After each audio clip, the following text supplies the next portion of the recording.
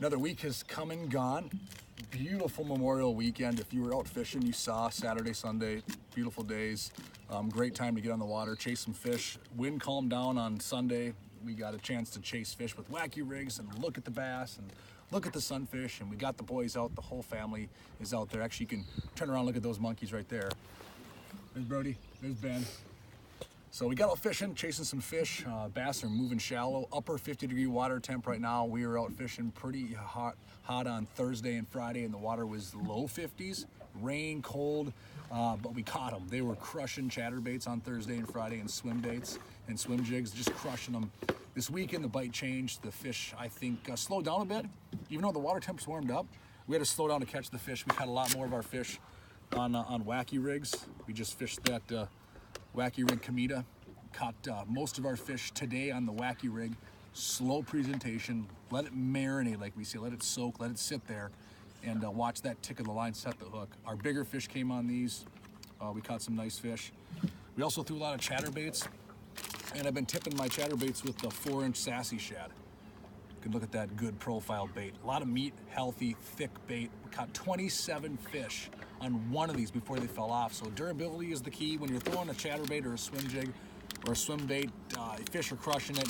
You want something that's got some durability. So I've been fishing that Sassy Shad in the back of that chatterbait. It's going really well. On the swim baits or swim jigs, I've been fishing that all-terrain swim jig.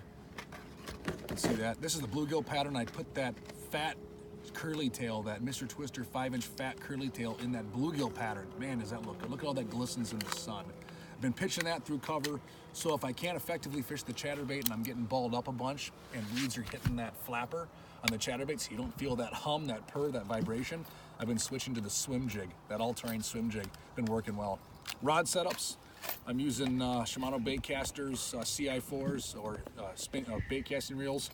And I've been using the Jason Mitchell Elite Series rod, 7'1" medium heavy and 7'6" heavy. That 7'6" heavy has been awesome, absolutely awesome on throwing chatterbaits. So we've been covering a lot of water. That's been the key. You catch a couple fish here, a couple fish there. Nothing's really schooled out deep yet in terms of bass fishing. So if you're out bass fishing, you're probably fixated on the banks.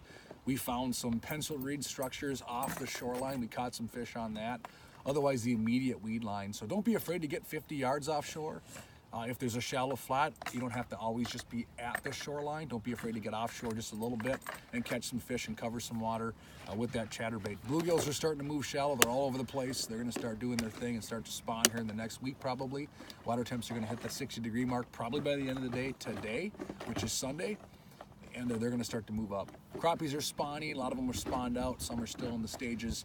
Haven't targeted a lot of walleyes. The pike are everywhere. If you want to catch a pike, put a white chatterbait on or a white swim jig and just chuck it in like 3 to 8 feet of water where there's weeds, and you're going to catch a pike. Everything from your lovely Metro hammer handles to fish as big as 7-8 pounds we caught the last few days. So try that sort of stuff. I'm expecting another great week ahead of us. Looks like 70s. Water temps are going to continue to warm. I'm expecting the first weekend of June, next weekend, to find some fish, bluegills, on their beds. Catch the big ones, let them go. Same thing with the bass. If you catch a big bass in its bed, let it go. However, for the sake of the video, let's show you a couple that we caught today.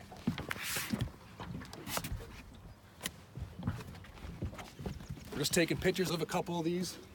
We thought we're going to let them go. But we wanted to show the camera a couple of the fish we're catching. One of these, this dude caught, right? Didn't you catch the biggest one? Yeah. Is the biggest one? Should we grab the biggest one? Yeah. No, the bigger one. We threw the biggest one in the water. How's this? Catching some bass. I cut that one. We also have the one that... Is that yours? Yep. You're gonna kiss him. You gotta kiss him. I will. Come on, everyone wants you to kiss him. I will. Oh, he kissed him. He kissed him. All right, big old bass. We're gonna get a picture with him when Mom shows up with the nice camera. Get a nice picture with the nice camera with Mom. And we're gonna keep catching some fish, right boys? Give me fives. Fives. Fives. See you next week.